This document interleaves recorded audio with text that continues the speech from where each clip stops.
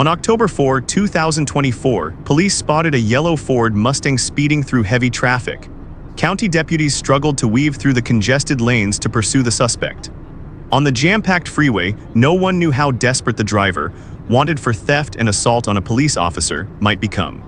But once air traffic becomes a concern and the marine layer becomes an obstacle, things could change here. But I have a feeling we may see him attempt to exit the freeway a little bit sooner. But there's still marine layer issues, across West LA right now, from Inglewood all the way north into Santa Monica. The entire west side is rapidly fogging up now. So you can see him using that right shoulder, slowing down a little bit at least, just trying to get around all of this rush hour traffic.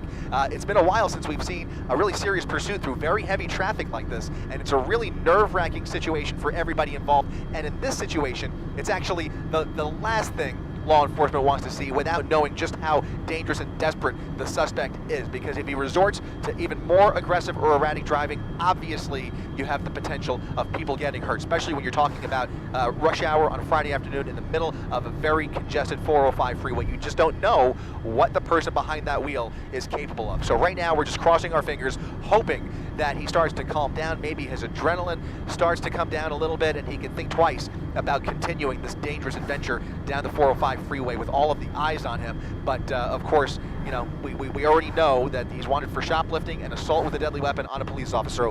So at this rate, you have to assume the worst. The Mustang repeatedly swerved into the emergency lane, weaving through traffic and nearly colliding at several intersections. Once off the freeway, the driver sped recklessly through red lights, swerving across city streets and forcing bystanders into dangerous situations. 90 miles per hour. We know that Ford Mustang is capable of speeds much higher than that. So he's not exactly, he's doing above freeway speeds, but, we'll see what happens here. He looks like he's hugging that right lane again.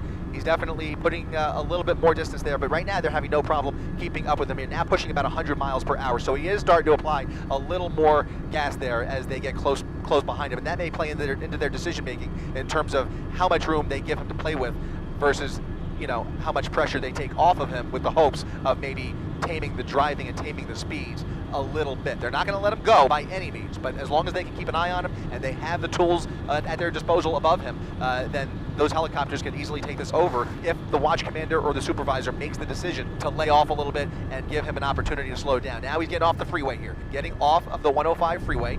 I'm sorry, 110 freeway, excuse me, getting off the 110 freeway. Heavy traffic at this red light here. Look at that cruiser keeping up with him, going right through traffic, splitting lanes with him as he comes up on Redondo Beach Boulevard.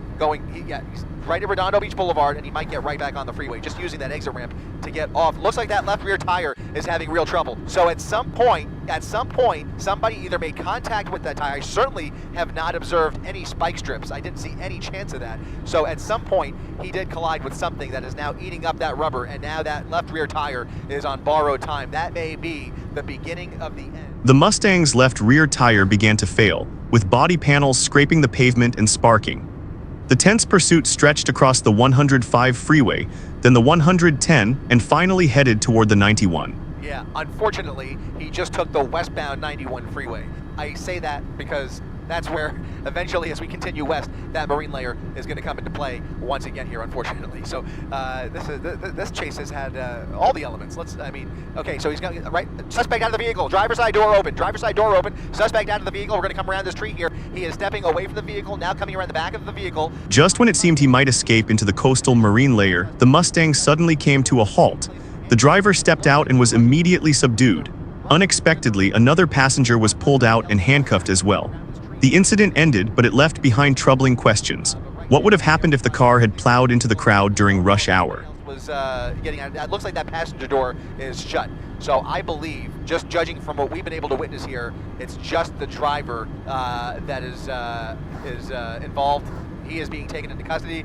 They have cleared the vehicle, code 4, and wow, what a sudden end. Oh no, somebody else is in custody. Somebody else, a passenger, is out of the vehicle and in handcuffs. CHP placing 2 people under arrest out of that yellow Ford Mustang. A crime that seems minor, like shoplifting, can escalate into a situation that endangers the lives of hundreds. No one escapes the reach of the law, and recklessness only leads to a worse ending. On the afternoon of March 3, 2023, police received a report of a hit-and-run in Chino/Corona.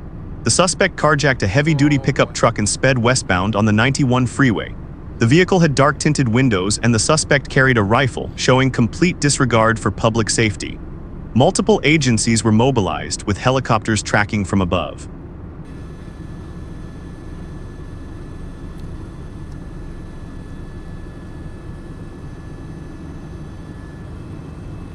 It's coming to a stop, coming to a stop. They can't hear me, right?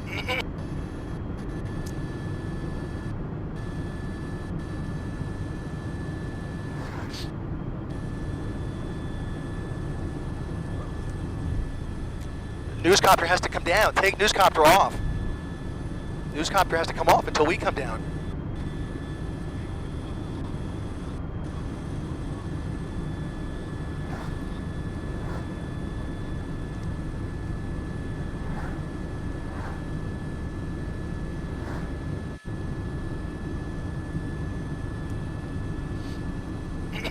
Nothing.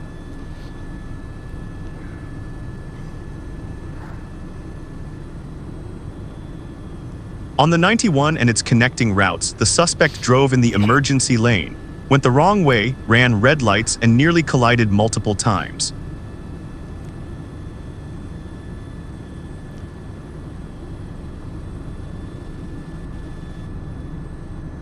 Any cops behind him?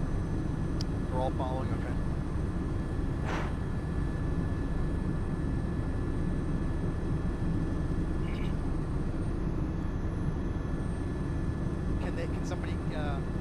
Can somebody text me a number to maybe I can try dialing again?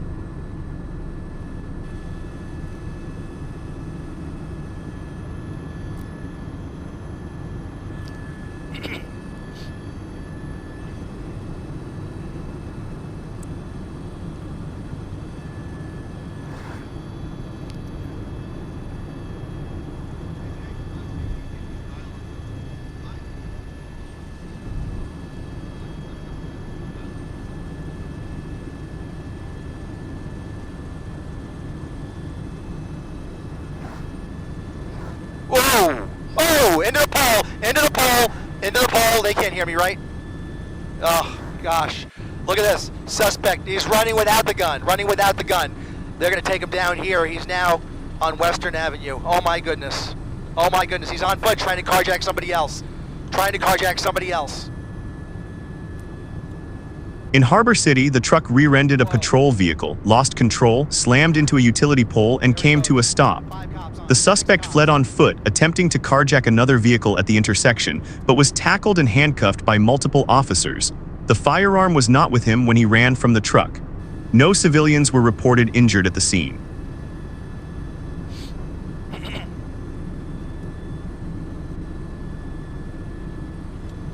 No, I'm going to dial in. Give me the number.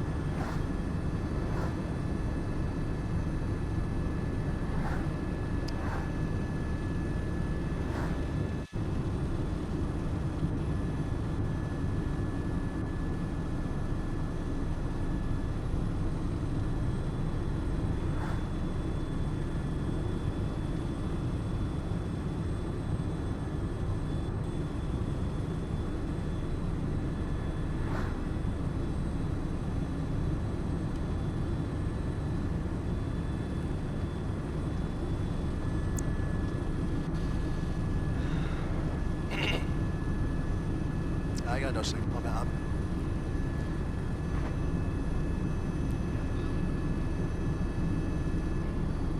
The incident serves as a warning to be cautious when witnessing a high-speed chase on the road.